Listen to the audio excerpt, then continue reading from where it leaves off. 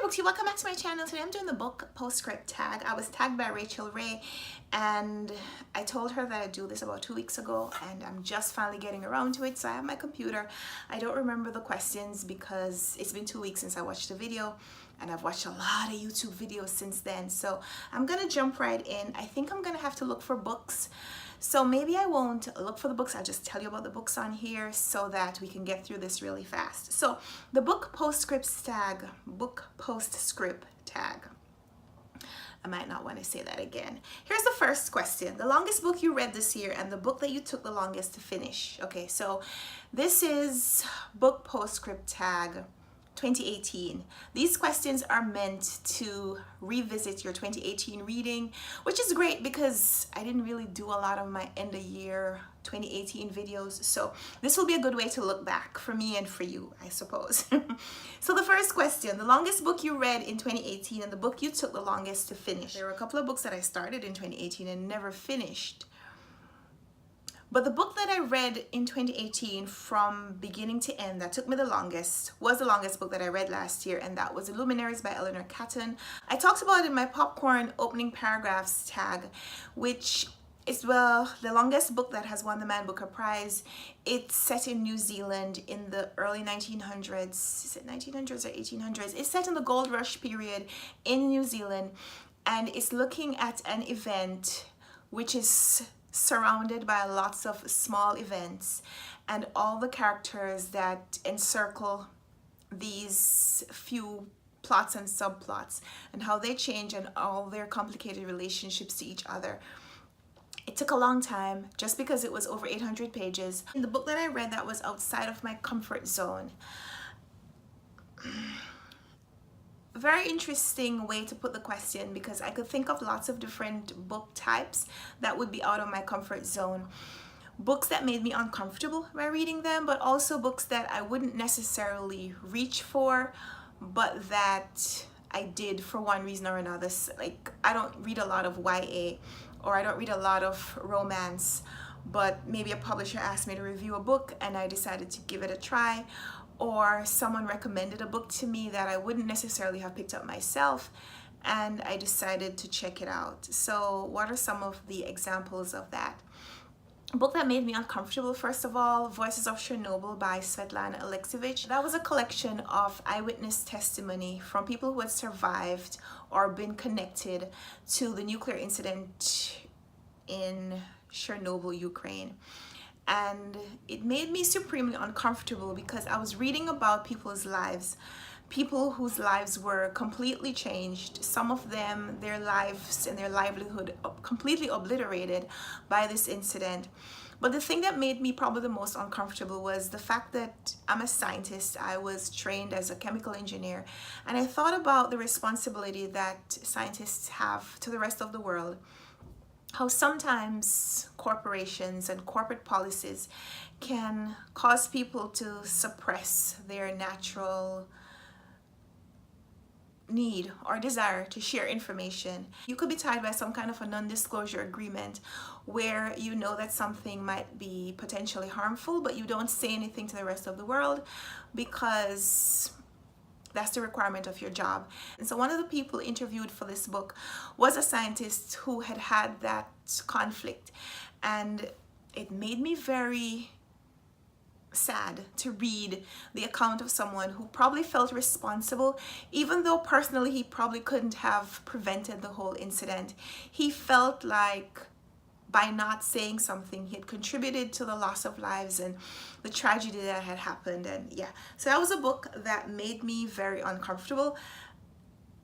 So I'm gonna say it was out of my comfort zone, even though it was something I chose for myself. How many books did you reread in 2018? Not very many. Luminaries was a reread for me because I was doing a project where I was trying to reread all the books that won the Man Booker, even if I'd read them before. So I did reread the Luminaries, and I reread Lincoln and the Bardo, which were both Man Booker books, but I don't think I reread too many books last year. The favorite reread of 2018 was definitely the Luminaries. Yeah, I understood a lot more from it the second time around, and it's a book that I plan to reread in 2019 as well. Question number 5, a book you read for the first time in 2018 that you look forward to rereading in the future. Um, a few of them. Midnight's Children is one. It's another Man Booker winner. There was a lot that I got from the end of the book that made the beginning of the book a lot more profound, and I'm looking forward to delving back into that family story just to experience it again. I'm also looking forward to rereading The Luminaries. I know this is my third or fourth time now that I'm mentioning it. I'm also looking forward to rereading that. And there were other books that won the Man Booker Prize that I read last year. Some of them were a little bit complex, and I'm looking forward to going back into those stories with the knowledge of how things are resolved, so I can better appreciate the lead up to the story. Aside from Man Booker winners though, another book that I do want to reread is The Elegance of the Hedgehog by Muriel Barbary. If you haven't read that book, you should read that book.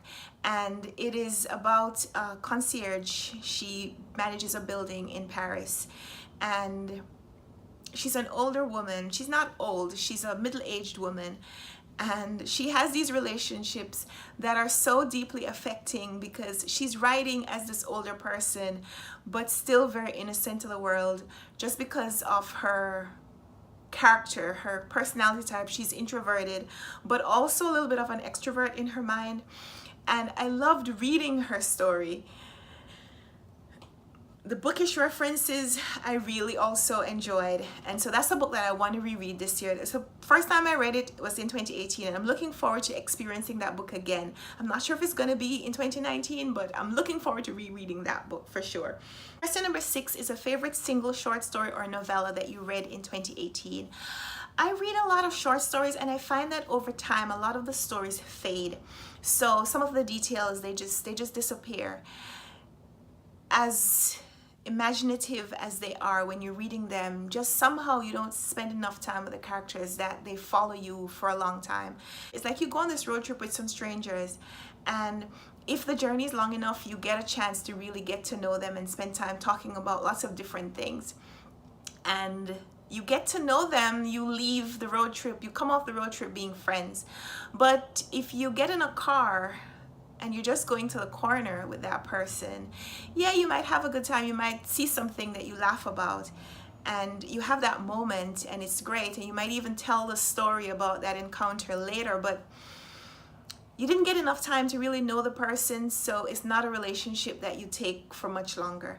Short stories are like that for me. I've found that while I do enjoy short stories, I write short stories myself, they just don't seem to have that long-term impact, at least not as much as novels do. So some of the novellas that I read last year, I didn't read a lot, but I did read and really enjoyed Life Form by Amelie Nothomb, in which the author, she writes fiction, but it's like fictionalized accounts from her real life. And in her real life, she's a novelist who exchanges letters with her readers. She gets a lot of fan letters and she spends some time responding to them. And in this novella, she's exchanging letters with a fan just like she does in her real life. And this time the exchange is with a soldier stationed in Baghdad. I don't know why it happened exactly, if it was the fact that this was about an author writing about her life and trying to connect past the point where a writer would send words out in the world and hope that it affects people in the way that she wants. But it was more that she was seeking that connection. So almost as if it wasn't enough for her to write to people, she also needed to have them write to her. So it's probably the novella that stayed with me the most after the year was over. Question number 7, Mass Appeal, a book you liked and would recommend to a wide variety of readers. Wow, I read 121 books in 2018, so I have a lot of books that I think a lot of people would like. I don't know if there's one book that everybody would like. Looking back on my 2018 reading, I can't see a book that I think everybody would like, but I'm gonna say the book that's probably the most popular or has become the most popular since I read it is the first book that I read in 2018, which was Eleanor Oliphant is Completely Fine by Gail Honeyman. And while I did have some issues with some of the representation in that book, it's a book that most people who have read it have a strong reaction to. They either love it or they don't. And the people who love it seem to outnumber the people who have issues with the book. And I was one of those who was a little bit in between. But I could find a lot to love about the book. So if I met someone who had not read any of the books that I read in 2018 and I didn't know anything about their reading taste except that they were an adult who had just come to reading and wanted to read a book that was popular, I would recommend Eleanor Oliphant, just because it's one of those stories that when you get into, you could have a strong reaction to it, you could love it or not, but it's probably more likely that you would enjoy it. So that would be the mass appeal book recommendation, I think. And then question number 8 is a little bit more of my speed. Specialized appeal, a book you liked but would be hesitant to recommend to just anyone. And so now that's my jam. A lot of the books that I really enjoyed, I could only recommend to certain people. Let me give you an example. I'm going to try not to mention a book that I've already talked about. So I'm going to tell you about Putney. Putney is about a woman who, when she was a young girl, she was abused by a family friend. She was led into a relationship. She was groomed to believe that she had developed feelings for this person, that they had a relationship that transcended the boundaries and the rules that society has set up. When she got older and a little bit separated from the relationship, people around her started to tell her that she had been abused as a child, but it took her having a child of her own and casting herself instead of in the role of the innocent child who is experiencing this blissful relationship with someone who's older and lavishes attention on her. She's now putting herself in the position of protector. And what are some of the things that she needs to do differently so that her daughter doesn't experience life the way she does? And it's about generational curses and the responsibility of adults to children, but also the differences in how we look at life through different lens at different times in our lives. And there was a lot that I enjoyed about the book, but it has such delicate subject matter, and the way the author lulls the reader into this place where you're not sure whether you're championing for the victim or the criminal. And I know that sounds terrible to say, but the way it's written is very reminiscent of the same experience in Nabokov's Lolita. And so if you hated Lolita, you'll also hate this book. The book is also coming at a time in our history when I think we're the most sensitive about relationships and how people can be victimized even when that's not your intention. And whether it's wrong, whether your motives are to commit a crime or not. And so this is a book that I would not recommend to everyone just because of the subject matter and how sensitive an issue it deals with. So this is a very specialized recommendation. I would not recommend just about anyone to read this book. Question number 9 is to reflect on your year as a bookish content creator, goals met, good or bad memories, favorite videos you made, etc. I'm gonna try not to spend 10 minutes just talking about this. Some of the best things about 2018 was that I made a lot more bookish friends. I started the year planning to do things, planning to read 100 books, planning to host a book club, planning to meet and connect with a lot of people, planning to read all the Man Booker books. Some of those goals, they fell by the wayside just because other things happened. 2018 definitely had its failures and successes as it relates to goals, but at the beginning of the year, you know, you're optimistic about where you want to go, and I set some goals that were not realistic, and most of those I did not meet just because, well, I don't know why. Some of them I know why. Some of the goals, they just didn't seem as important as time went on and other things took over. I knew that I wanted to make a lot more bookish friends on my channel, so I set a goal of how many subscribers I wanted, just because I think that's a reflection of, as you meet more people stay for the conversation. And some of those number goals clearly didn't get met, but I did meet a lot of new people. I did connect with a lot of really great bookish friends. Some of you are content creators yourself. Some of you are just here for the conversation with me. And I mean, I'm always blown away when I see people who are regular subscribers and regular commenters. And I know that you watch and you comment. And when I tell you that I'm going to be reading a book, or I announce a readathon that I'm participating in, and other people say, yeah, I'm reading that book too, or I'm joining in for the readathon, and it's awesome. So I feel like some of the goals that I didn't meet are really not that important, just because if I make a video and one person shows up and we have a conversation that goes back and forth, then I've been validated, because I'm not just talking to myself here on the camera, I'm talking to you as well. So while I would love to have a big channel, 50,000 friends coming in to watch every one of my videos, if 1 or 2 or 5 of you come on and we have a chat, then that's fine too.